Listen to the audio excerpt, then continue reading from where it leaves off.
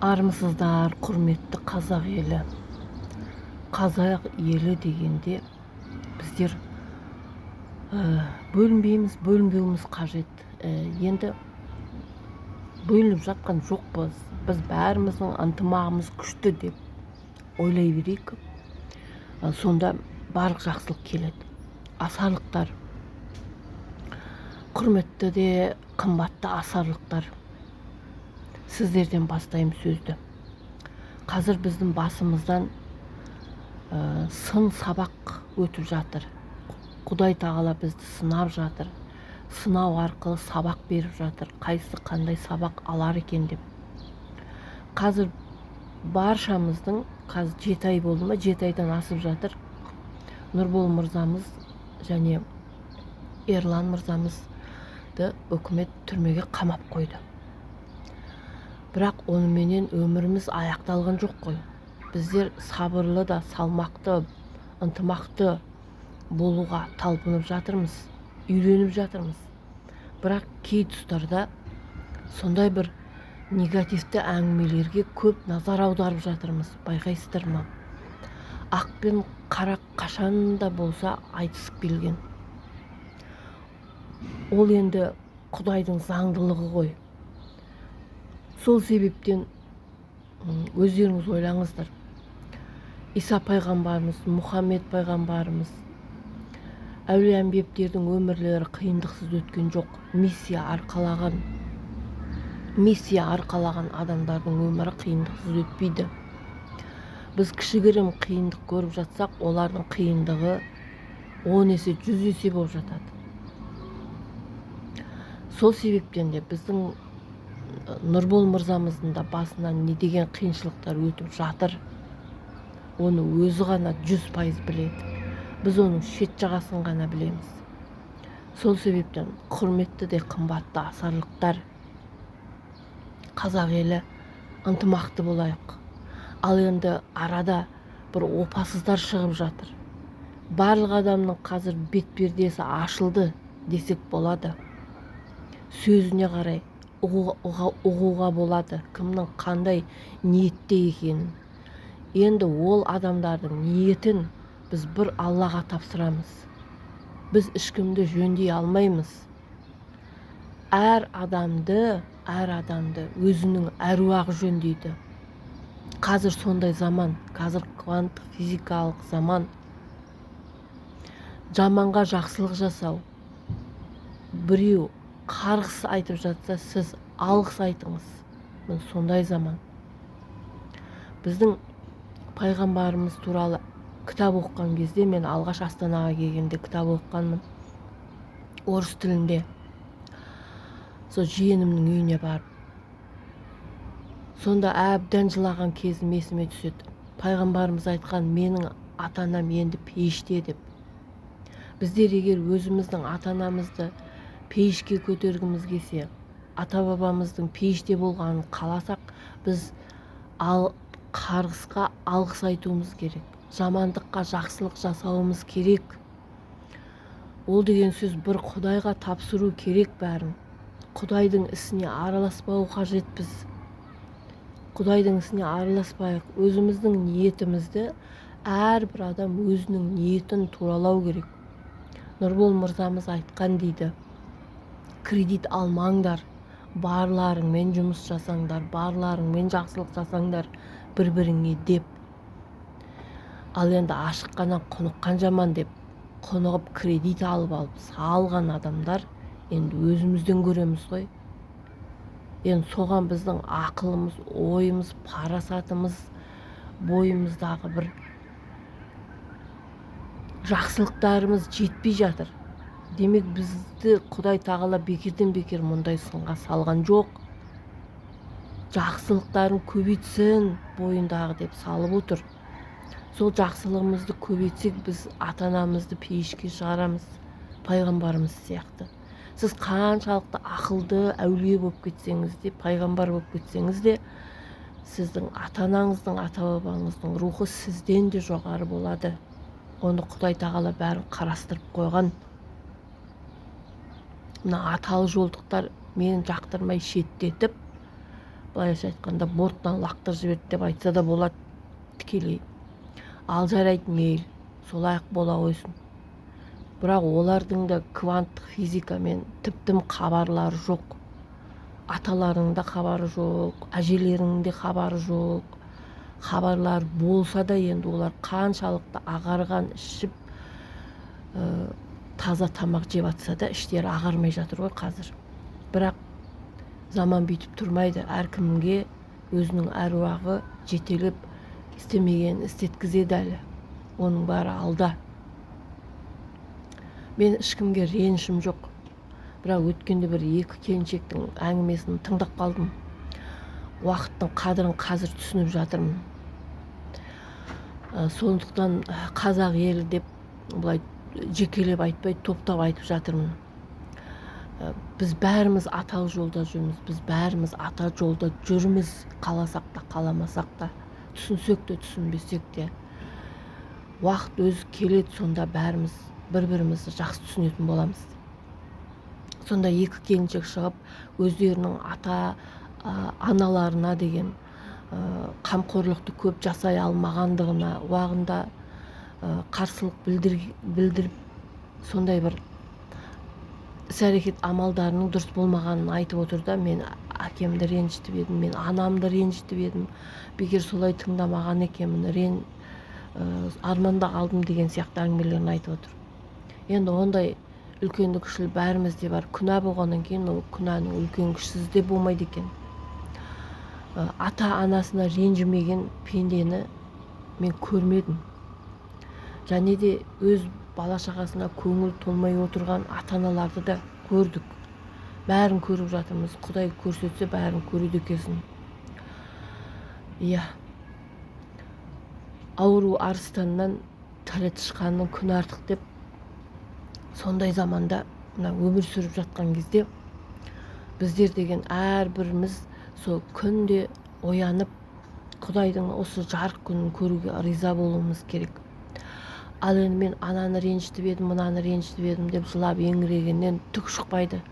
Одан да сол көрсете алмаған махаббатыңызды бауырларыңызға көрсетіңіз.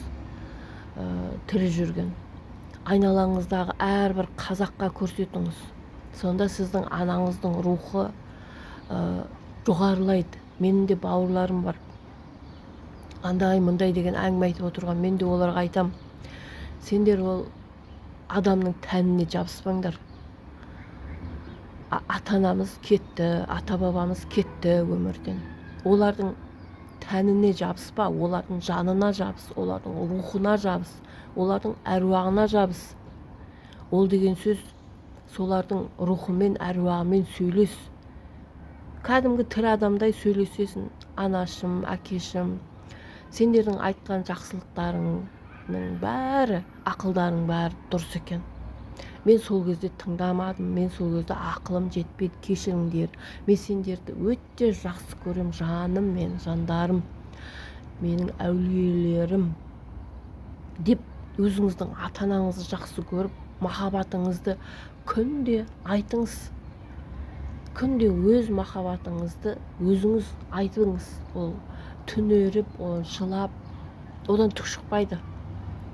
Одан да солай амалды дұрыстау керек. Сосын бір амалды мен айтып едім өзім туған туысқандарыма.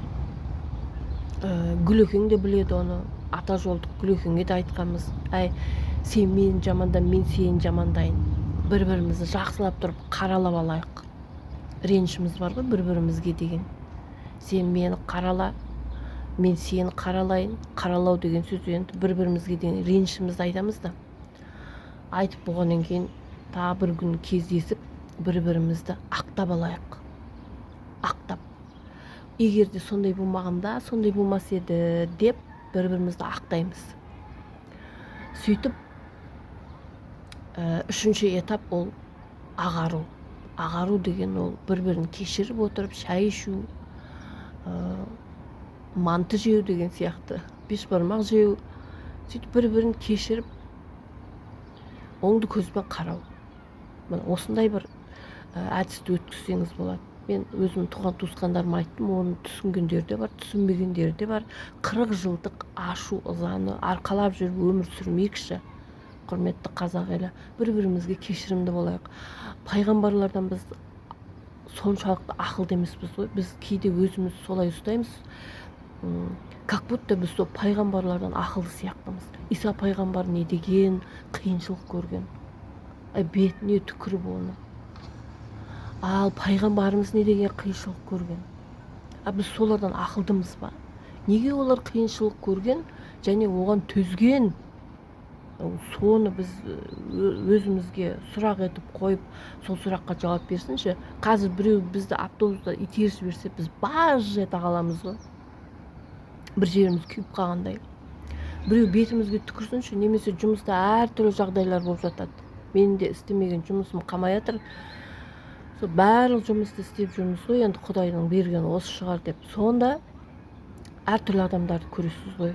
Міне, сонда өзіңіздің кім екеніңізді түсінесіз, өзгенің кім екенін түсінесіз. Сол себептен бөліп жаратын еш нәрсесі жоқ. Бәріміз де сол өзіміздің ата-бабамыздың жолында жүрміз. Енді сол ата-бабамызды өзіміз көтермесек, оны ешкім де көтермейді. Құрметті асарлықтар, құрметті қазақ елі, аққу сұңқарлар. Егер аққу сұңқарлар бір-бірін жамандап жүрсе, олар сонда ұстазымызды, Қыдырәлі Тарбаев ағамызды сыйламағаны болып есептеледі. Ол кешегі ата жолы, бүгінгі ата жолы деп сөйтіп отырғандарға мен қосылмаймын. Мен көп нәрсені қазір басқаша ойлаймын, сондықтан да болар қазіргі аталы жолдың өкілдері мені былай итере салды. Итере салғанмен мен құлап жайрап жатқан жоқпын, Құдайға шүкір. Әруақтарым сүйреп жатыр. Мен бүкіл қазақ елін бөліп жармайтын адаммын. Мен сондай комбинированный адам болып шықтым ғой енді. Сонда менің өткен өмірімде алған сабақтарым болған екен. Сол Жанат Бақытқа барып, Жанат Бақыт бір сөзінде айтып қалды, жаңа екі шәкірті бар, жап-жас қыздар, ана сүті аузынан кетпеген қыздар 3 сағат бойы маған сондай бір әңгіме айтқан кезде Құдайға шүкір тоба дедім. Сонда бір жерінде айтып қалды, есіме түскенде мен сіздерге айтып отырамын Жанат Бақыттан қандай сабақ алып келгенімді, есіме түскенде. Сол дұрыс болады деп ойлаймын. Сіздерге де түсінікті, маған да түсінікті. Сонда менің рухымды айтты ғой, менің рухымның атын атады. Және де ол қазақша ат емес, өзімде ойланып қалдым. Сонда алғашқы тіл қандай тіл болған деп, алғашқы тілмен айтып отыр ма, қандай тілмен айтып отыр деп. Сосын айтты, менің рухымды өте күліп тұратын бір рух екен деді. Күліп, екі езуі құлағына жеп күліп қалған екен менің рухым. Күліп тұрады екен. Соны түсініп алдым. Сосын мен ойландым, бұл қандай, мен өміріме шынымен енді сода Жанат Бақыттан естіпеген әңгіменің бәрін өз өміріммен байланыстырам ғой. Қай жері келіп тұр, қай жері келмей тұр деп. Шешем тірі болса айтар еді, ой сен кәзапсың деп. Мен сондай кәзап болдым енді. Сөйтіп қарап тұрсап жаңағы кеп тұр. Мен осы ата жолында жүрген кезде мен біреуді емдедім ғой, бір ордада. Әйтеу емдеп атырмай әйтеуір адамды. Ол кезде емдеу дегенде не екенін өзімде түсініп отырған жоқпын ол кезде. Әйтеу емдеп атырмын, сипалап, әр жерін бір уқалап, массаж жасап. Сол кезде көрші келіншек ол да біреуді емдеп жатты, жұлқылап. Сөйтіп маған қарап тұрды да, сенің атың Жайна ма дейді. Сосын мен айтам, менің атым Жайна емес дедім. Менің азан шақырып қойған атым бар деп. Сен білме, аталар сенің атыңды Жайна деп тұр ғой дейді. Дедім да қойдым. Сөйтіп Астанаға келгеннен кейін өзімнің атымды айтсам, орыс түгілі қазақта түсінбейді. Сосын Жайнамын дедім. Жайна десең бәрі түсініп кетеді. Айтуға оңай да. Сосын деп есіме түсті. Жанат Бақыттың берген сабағымен мына сол кезде келіншектің айтқаны келіп тұр ғой деймін да. Жайна дейді. Сонда менің әруағым, рухым жайнап тұрады екен ғой, күліп тұрады екен бір. Енді сондай бір сөз айтты. Енді мен жүрегімнен кетпейді ғой ол өлгенше. Сондықтан асарлықтар, Құрметті асарлықтар, ынтымақ бірлікте болайық. Өзіміздің жаңағы Нұрбол мырзамызды осындай махаббатпен ғана алып шығамыз. Бір-бірімізге деген махаббатпен жаңағы опасыздық жасаған адамдарды кешірейік.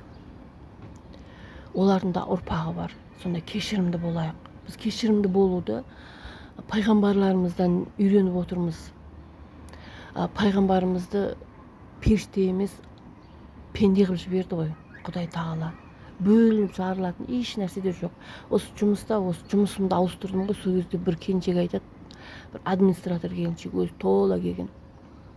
Сол айтады, біз тәңіршіміз.